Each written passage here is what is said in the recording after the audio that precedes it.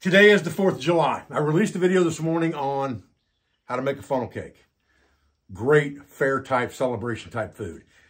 The other thing I really like around the holidays, especially 4th of July, Labor Day, Memorial Day, stuff when families get together, I love either French fries, onion rings, and cheeseburgers. I love cheeseburgers. So today what we're going to do is we're going to make a great batch of onion rings and the world's greatest cheeseburger, in my opinion. So stay with me and we'll get started. Okay, we need to do a little prep work ahead of everything else here. So we're going to, first of all, we've got some ground beef chuck here, 80-20. I want the fat in this stuff. And we're going to cut this dude in half and basically squeeze the contents of this into a Ziploc bag. So we're going to put all of our ground beef in a Ziploc bag, just like this. It's not because we're not trying to touch it, because we're going to season it. And so now we can kind of break that up in the bag a little bit, just like that. And we're going to take some Chop House seasoning here. Open that dude up. And sprinkle that seasoning in with the burger. A couple tablespoons of that seasoning in there. And then we're going to just knead that around inside the bag so that we get that Chop House seasoning infused in that burger before we cook it. Let a little air out of the bag so you don't have so much. There you go, just like that. Now we're getting somewhere fast. And knead that around like dough to get all that seasoning mixed into that meat. Now once we're satisfied that we've got that seasoning infused in that meat really good, we're going to take this meat, shake it down in the bag, and we're going to set this aside for a few minutes. If you've got a cooler, put it back in the cooler for a few minutes just to keep everything cold. It's about 90 degrees out here today. So trying to keep everything as safe as possible so it doesn't sit around too long, because we've got some other prep we're going to do in another bag for our onion rings while we're prepping components. Okay, for our onion, what we're going to want to do is we're going to cut the end of that dude off just like that and cut the top of it off just like that, maybe just a little deeper. And then we're going to want to get the skin and the first couple layers off of that onion to get all of the fresh onion below exposed, just like that. So we'll get rid of this, and then we will start to process our onion down where we need it. Okay, now we're just going to take this onion and we're going to slice it about a 1/4 of an inch or more thick. 1/4 of an inch I find is pretty good. Now we want to kind of push these onions out of each other so we get the rings, right? The centers of these onions, we don't necessarily have to save. We can if we want to. We're going to push these apart and we're going to just put them in a bowl of water here directly. It's up to you how far you go down as far as how much of that onion you save. I try to save everything that's not the very center. All right, so for now, we just throw these onion rings in a dish to keep them where we need them. All right, so the next thing we're going to do is we're going to set up our dipping station to batter our onion rings. And on our wet side, we're going to need 1 full cup of milk.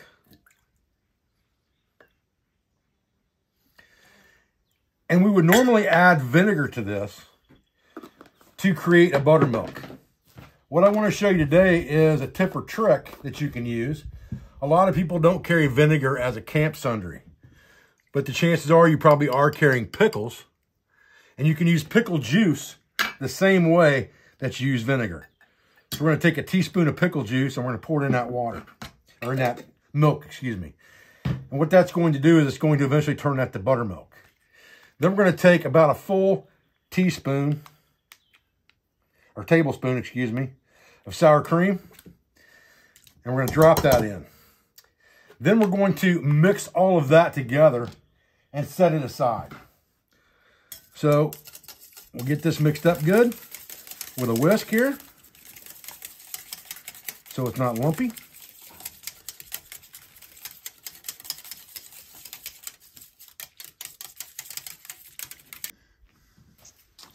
So now we're going to mix up our dry ingredients or our battering. What we're going to use for that is we're going to use all-purpose flour, and we're going to use 1 cup This is probably going to be more than we need, but we could make more onion rings with another onion. Now to the flour, we're going to add a couple things. The first one is we're going to add some ground pepper. Again, I go with that pepper thing of I like to see my pepper. Then we're going to use some garlic sea salt. And we're going to do the same thing. Going to get a lot of it in there. If we were measuring this out, we want about 1.5 teaspoons. That probably wouldn't be enough for me anyway. I'd probably be adding all the way. Trying not to be too messy about it. Okay. Now we can set these ingredients aside for a few minutes and start working on some of our meat projects.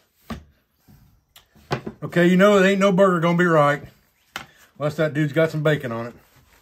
So don't look forward to a bunch of vegetables on my burgers, but you're gonna see some bacon. So we're gonna cut these off a little less than half. We're just gonna cut that dude right down the middle, just like that. And when we rip that package open, we'll be able to strip those right off in halves, put them right in the skillet, and we can take the other half, put it in a bag, back in the cooler. All right, so our next step is going to be bacon. Now this ought to bring his on around. If it don't, then he's either hunting or sleeping. We'll peel off some of this thick cut bacon here. This is also going to give us some grease for cooking these burgers in at the same time.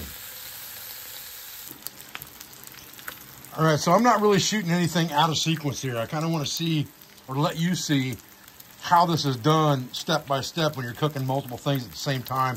You got lots of prep work you have to do in between. So now I'm just cooking the bacon. I'm going to set it aside. Then we're going to get the burgers on. We're going to get the oil cooking. We're going to get the onion rings dipped and ready to go. And we're going to be rocking, rolling, and cooking everything at the same time here pretty shortly.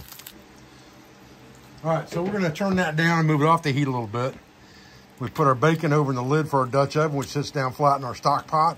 Kind of all this stuff kind of works together that way for me. I'm heating up my oil. Now I pulled this off the burner for a moment. I'll scrape it a little bit with my world's greatest spatula before I put a burger on it to make sure nothing's going to stick. We use that bacon grease to cook our burger in. Let's go make some burger. Okay, time to make some burger and some onion rings. We've got our burger here that we seasoned up. And now we're just going to take it out of here and basically make us a smash burger. Get us a good enough piece that's going to give us a nice big hamburger. I'm doing this on a silicone pad. I love these silicone pads for this reason, because they work really good. I want to add a little burger to that to make it a little beefier. I'll get some burger in there. Get him mixed up good and fold it over a few times. And we'll get him flattened out where we want him. And we're going to squish this dude down pretty good. Keeping the best shape we can here. Get him thinned out. I want this thing about 1/4 inch thick when I'm done. And I'm going to want 2 of these.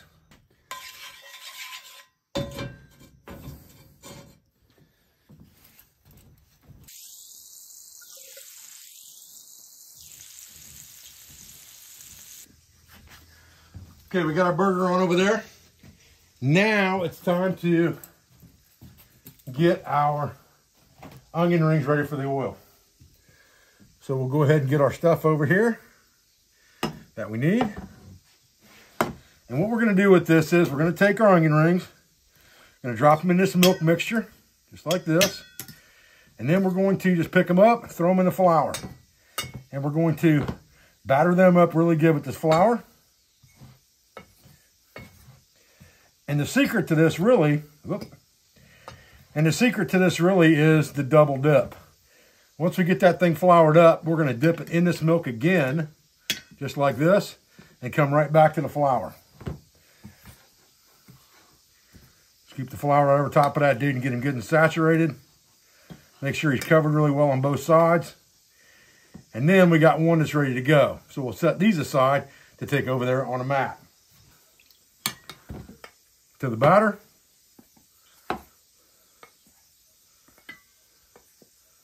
Get him good and covered. Back to the milk.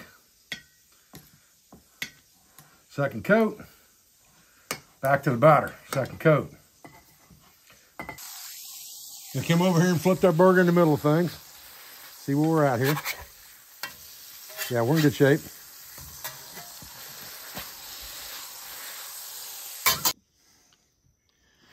All right, we want to be at about, again, that 375 mark. So we'll get our thermometer in and see where we're at. As soon as we get there, I'm getting ready to go in. And we'll put our second burger on. All right, bacon, cheese. 2 slices.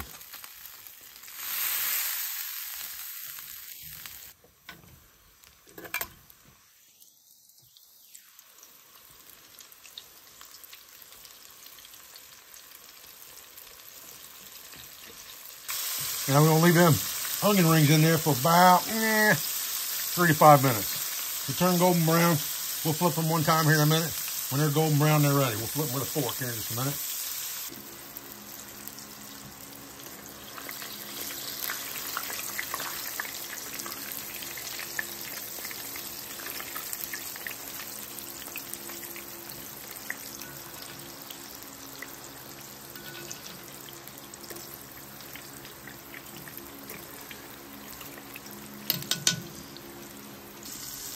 All right, we got our last round of onion rings cooking.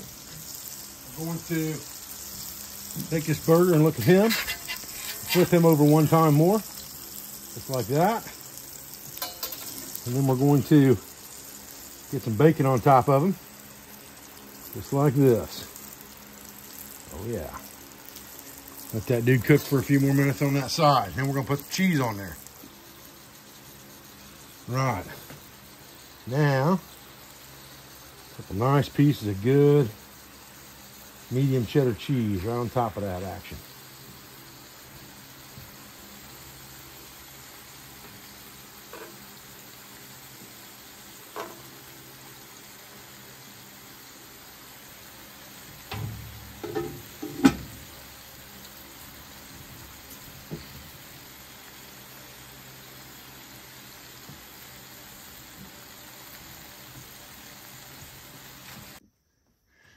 Now, we're not quite done yet, okay? The finishing touch of this burger is black garlic, Ohio-made hot sauce. And that stuff is phenomenal. I'm gonna put that right on that burger. Look at that, oh man. Now, we got something. Again, not much on veggies, guys. Sorry, no lettuce, no tomatoes, no BS. And for our onion rings, steakhouse creamy horseradish. Okay, guys, so let's kind of get things arranged here so we can see what's going on and talk about this. First of all, I'm using a Pepperidge Farm onion bun on these burgers. Absolutely my favorite bun for burgers. I've got a lemon limeade Colorado soda company here, Rocky Mountain Soda Company. I assume that's Colorado. See what that bad boy goes down like. Pretty good. Pretty good. It's definitely a different taste than any other kind of lemon lime drink. I'd say it's got a lot of lime in this one. It's really, really good. Got a tart aftertaste to it. Now, let's take our burger here. Let's cut into this bad boy with a knife. See what this dude looks like. Yes, I'm cutting on a metal plate with a knife, guys. Don't have a heart attack. But I want you to see the inside of this burger. See what we got going on here. All right, let's kind of peel that dude in half. You can see how she's cooked. Oh, man. Golly. I can already taste that thing. Just from the juices on my hand. There we go. Beautiful medium cooked burger there. Man, oh man. I could get a bite of that in my mouth.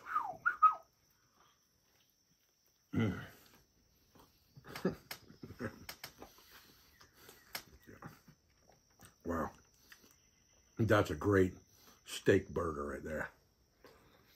Oh, man. Bacon, cheese, that garlic hot sauce. Man, this thing is fantastic. Golly.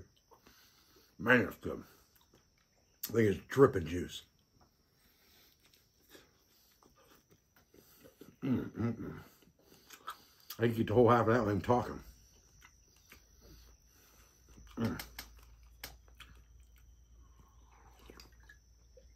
Oh, man, that's good. I turn them labels around so you guys can zoom in on them and see them if you need to.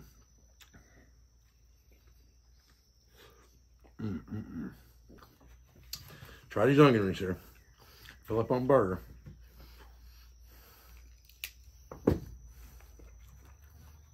Got some St. Elmo's Steakhouse creamy horseradish sauce we're gonna put on these onion rings.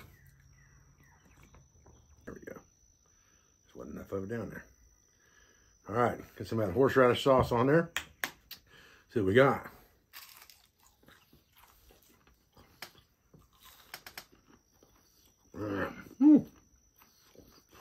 Yeah. Man, them some good onion rings. Nice and crispy. Nice soft onion in the middle. Yeah. No doubt them are good. I'm not a big vegetable fan, but I like onion rings. Good.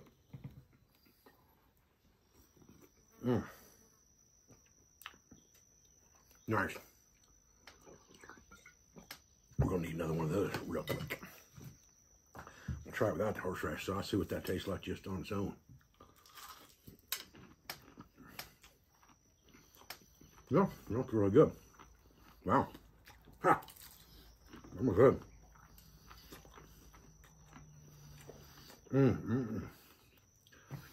Guys, I really appreciate you joining me out here for another video today. Again, today's 4th of July. I released a video this morning on how to make a funnel cake. Just a quick, easy, kind of festive dessert treat snack. And then I thought I'd finish that off today with making a nice 4th of July meal. And going out to see some fireworks tonight. I hope you guys are too. I appreciate your views. I appreciate your support. I appreciate everything you do for our school, for our family, for our business, on our sponsors, instructors, affiliates, and friends. And I'll be back with another video as soon as I can, guys. Thanks.